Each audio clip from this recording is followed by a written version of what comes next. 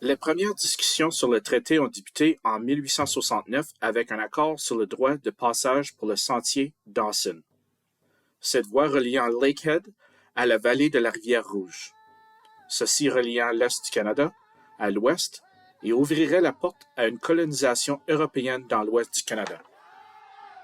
Cette année-là, les chefs Premières Nations ont présenté à Simon J. Dawson, le géomètre du sentier, une liste de demandes comprenant des vêtements, de la nourriture, des outils agricoles, des animaux et le paiement pour l'utilisation de leurs terres. Aucun accord a été conclu.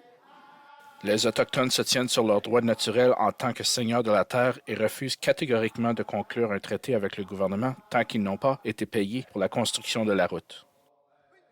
Les chefs reconnaissaient la valeur de leurs terres et étaient déterminés à négocier un traité équitable pour les deux parties. C'était trop important pour se précipiter. Cette attitude a établi la norme pour le reste des traités numérotés à travers l'Ouest du Canada. Les négociations furent de nouveau convoquées en 1873. Le lieutenant-gouverneur du Manitoba, Alexander Morris, fut nommé chef-commissaire pour le gouvernement. Il choisit le Northwest Angle sur le lac des Bois comme lieu de réunion à l'automne de cette année-là. Les Anishinaabe sont venus de toutes les parties du territoire. Entre 800 et 1400 hommes, femmes et enfants se rassemblèrent pour ces négociations historiques.